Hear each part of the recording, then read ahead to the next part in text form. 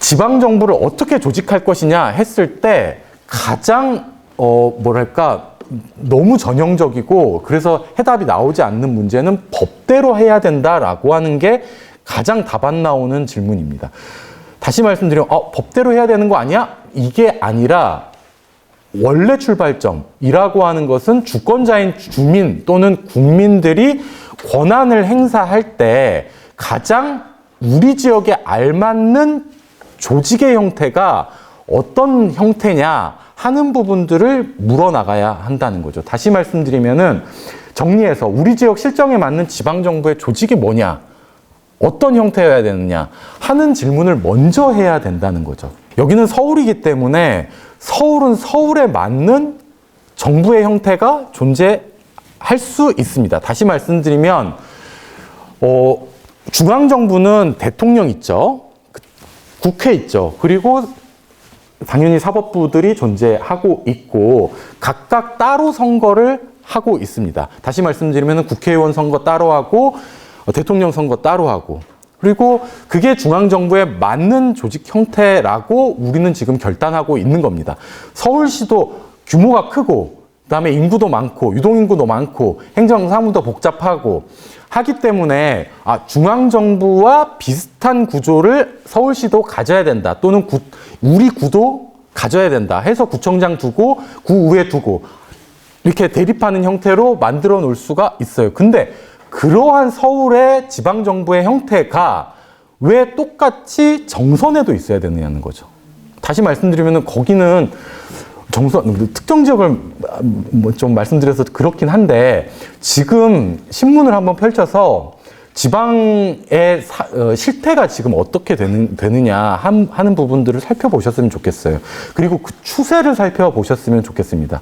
지금 지방 소멸 문제가 지방 소멸이라는 말 자체가 나오고 있는 실정이고 실제로 지역에 가보면은 집 자체들이 텅텅 비어가는 빈집들이 굉장히 많이 있습니다. 다시 말씀드리면은 지방은 지금 2020년 경이라고 하고 2040년 경쯤 되면은 지방 소멸이 정말로 가시적으로 보일 거예요. 다시 말씀드리면 지방은 서울처럼 인구가 유입되거나 아니면은 그래도 정체되는 형태가 아니라 빠져나가는 형태이고 그랬을 때 과연 서울에 있는 조직 형태, 정부의 형태가 지민하게 지방 소멸에 대응해야 되는 지방정부의 입장에서는 과연 알맞은 조직 형태냐 하는 부분들을 생각해 봐야 한다는 거죠. 조금 더 여기서는 그래도 기관들끼리 대립을 하고 체크 앤 밸런스, 견제와 균형을 해가지고 문제를 해결해 낼 수 있겠지만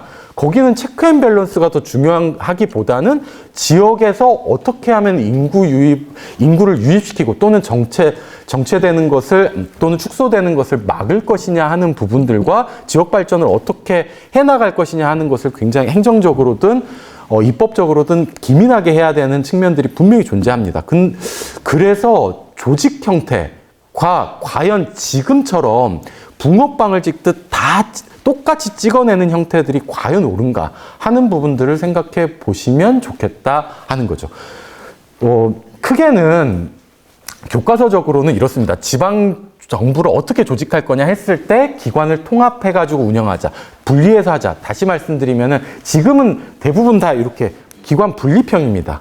다시 말씀드리면 의회 형태, 그 다음에 행정부 따로 두는 형태 해가지고 서로 간에 여기서는 조례 만들고 이쪽에서는 집행하고 하는 방식으로 운영을 하고 있다라고 하는 거죠. 근데 똑같이 다 왜 분리형으로 해야 되느냐?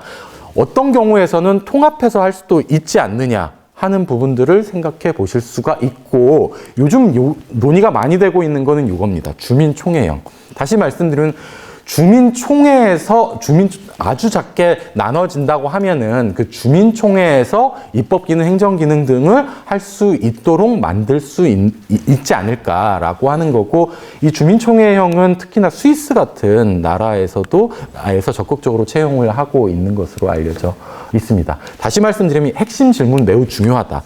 우리 실정에 맞는 조직이 어떻게 되느냐 하는 문제를 먼저 물어야지, 지방자치법에서 이렇게 하라고 했으니까 이렇게 해야 된다라고 하는 것은 아무것도 바꾸지를 못한다라는 거.